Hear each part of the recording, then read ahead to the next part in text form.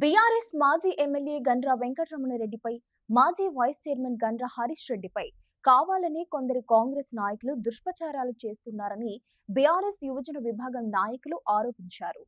BRS party కార్యాలయంలో సోమవారం BRS యువజన విభాగం నాయకులు మీడియా సమావేశం ఏర్పాటు చేశారు. ఈ సందర్భంగా వారు మాట్లాడారు.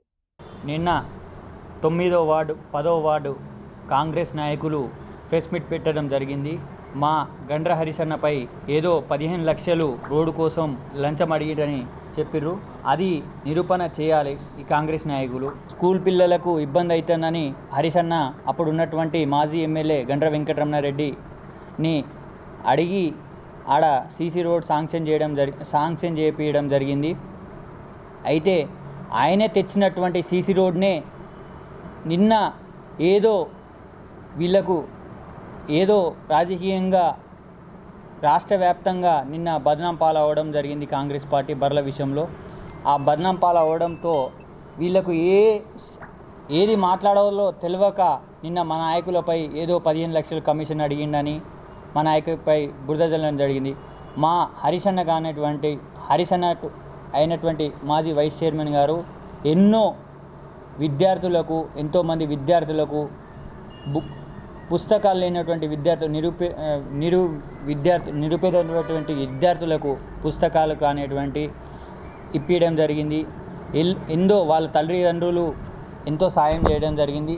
మా గండ్ర వెంకటరమణారెడ్డి సార్ గారు జిఎంఆర్ ట్రస్ట్ ద్వారా విద్యార్థులకు శిక్షణ ఇప్పించడం జరిగింది. ఏదో ఈ భాస్కర్ రెడ్డి అనేటువంటి వ్యక్తి మా నాయకులపై బురద జల్లడం కోసమే కేవలం సత్యనారాయణరావుకి ఎమ్మెల్యే అయినటువంటి సత్యనారాయణరావు గారికి దగ్గర కావాలని ఉద్దేశంతో ఇలాంటి 15 లక్షలు ఏదో కమిషన్ తీసుకున్నాడు, ఏదో చేసిండు. ఇట్లా సీసీ రోడ్ ఆ గతంలో ఆ సీసీ రోడ్లు ఆ గల్లీకి సీసీ రోడ్లు చేయించిందే మా నాయకుడు. ఖబర్దార్ భాస్కర్ రెడ్డి గారు, నిన్న మీరు ఏదైతే మా నాయకుడు గండ్ర హరీష్ రెడ్డి గారి మీద బురజల్లే మాటలు మాట్లాడిందో దీన్ని మేము తీవ్రంగా ఖండిస్తున్నాము.